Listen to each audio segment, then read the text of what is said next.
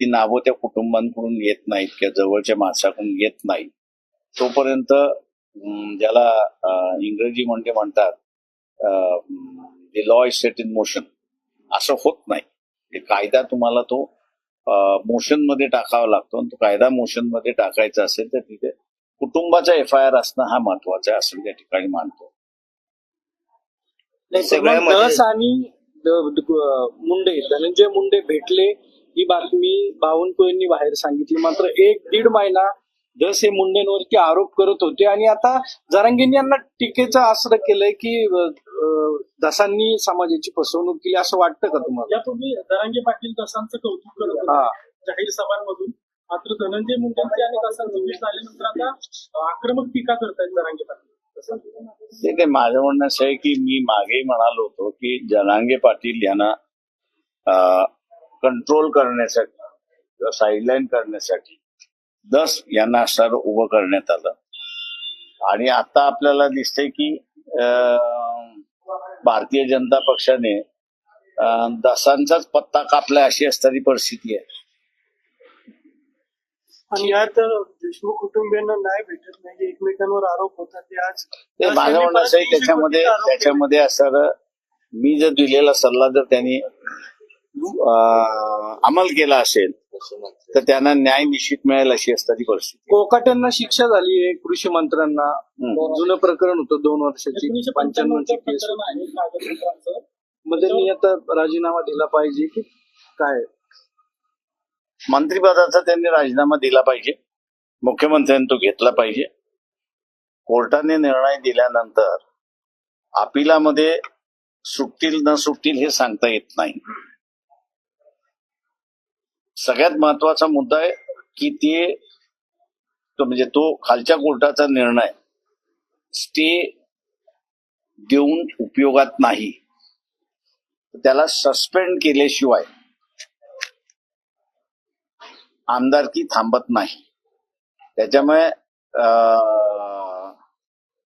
कागदपत्रावरनं तरी असताना एक स्पष्ट दिसते की त्यांनी माहिती जी आहे ती योग्य पुरवली नाही, कोर्टाला म्हणजे सरकारला मिसलीड केलेला आहे आणि मिळवलेला आहे. त्याच्यामुळे ती कारवाई झाली पाहिजे असं माझं स्वतःचं म्हणणं. राजीनामा द्यावा, त्यांनी राजीनामा दिलाच पाहिजे. पण होईल का असं वाटतं? धनंजय मुंडेचा एकीकडे अजित पवार राजीनामा घेत नाही, एवढं सगळं होणं आणि कोकाट्यांचा प्रश्न एक त्याच्यामध्ये आहे की ह्या 2 वेगळ्या गोष्टी आहेत.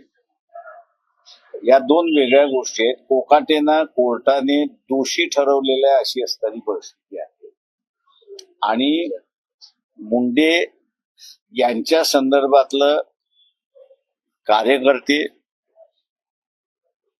त्यांचे विरोधक, वर्तमानपत्र, काही चॅनल्स ही राजीनाम्याची त्यांची चर्चा करत आहेत.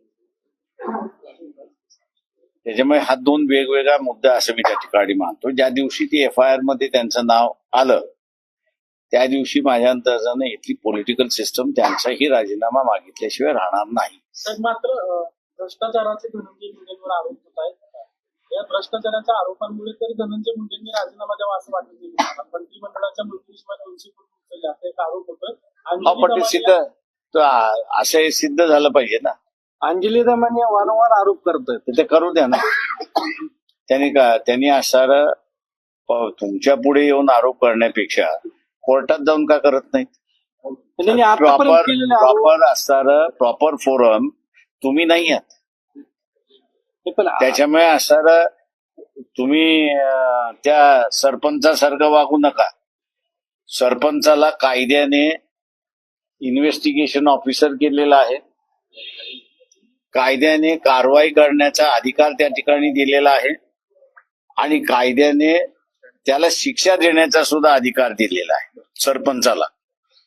तो अधिकार पत्रकारांना अजून दिलेला नाही किंवा चॅनलला कुठल्याही दिलेला नाही. तुम्ही असणारा हे जे आहेत सगळे आरोप तुम्ही कोर्टात का करत नाही? आणि जसं कोकाटेंना कोर्टाने असताना सजा दिली ती सिस्टम का नाही फॉलो करत?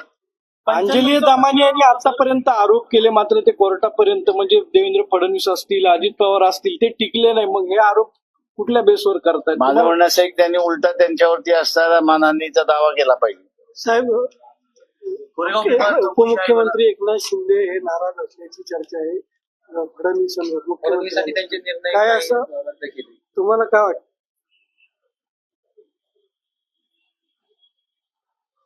दोघांमध्ये घमासान युद्ध चाललंय याच्याबद्दल दोमत नाही. कुरघोडी करण्याचा प्रयत्नही चाललेला आहे, हेही बरोबर आहे त्याच्यामध्ये. परंतु हे युद्ध कुठपर्यंत चालेल आणि कधीपर्यंत चालेल याचा काही सांगता येत नाही. पण अशी निष्कर्ष परिस्थिती काय निघेल तुम्हाला काय वाटतं? आहे. मी आता काही सांगू शकत नाही. तिसरी शिवसेना चौकशी आयोगाला फेब्रुवारीपर्यंत मुदत वाढ मिळाली आहे. आता ती मुदत संपण्याची शक्यता वाटते आणि आपण पवार साहेबांच्या संदर्भात काही डॉक्युमेंटेशन आयोगाला सादर केलेलं आहे. त्याच्यामुळे आणखीन काही हिअरिंग होण्याची शक्यता वाटते. त्याच्यामुळे मुदत वाढ परत मिळू ते शकते. मुदत आता त्याचीही चर्चा झाली त्या ह्याच्यामध्ये. तर आम्ही त्यांना म्हटलं की आम्ही सरकारला हे करू, म्हणजे कमिशनचा निर्णय झाला शरद पवारांना बोलवायचा, मग आम्ही असणारा शासनाला म्हणू की यांना असणारा मुदतवाढ द्या म्हणून. कारण आयोग अंतिम अहवाल तयार करण्याची तयारीत आहे. बऱ्याच वकिलांचे काही रिटर्न आर्ग्युमेंट्स आलेले आहेत. ते रिटर्न आर्ग्युमेंट्स आलेले आहेत, एक्झामिनेशन झालेलं आहे, सगळं झालेलं आहे. परंतु हा जो त्या काळी असणारा जो मुद्दा तपासला गेला पाहिजे होता तो तपासला गेला नाही. म्हणून असणारा मुदत त्यांनी जर ठरवलं बोलवायचं तर मुदतवाढ मिळाली पाहिजे हे आम्ही पत्र देऊ तिथे. सर, सोलापूरकरच्या बाबतीत खरं तर खूप जुना विषय झालाय, पण सोलापूरकरांनी माफी काही मागितली नाहीये. पहिलं छत्रपती शिवाजी महाराजांचं विधान जे तुम्ही ऐकलं असेल, दुसरं डॉक्टर बाबासाहेब आंबेडकरांचं विधान. सरकारकडून कुणीही बोललं नाहीये. सीपी म्हणतात की आम्हाला आक्षेपार्ह काही वाटत नाहीये राहुल सोलापूरकरच्या विधानावर. आंबेडकरांचे वंशज म्हणून आणि छत्रपती शिवरायांचे देखील वैचारिक वंशज म्हणून तुम्हाला वाटतं सोलापूरकरांवर कारवाई झाली पाहिजे आणि अशा लोकांना अशी भांडवळं जी आहेत ना लय आहेत, त्याच्यामुळे भांडवळांकडे आम्ही कधी लक्ष देत नाही.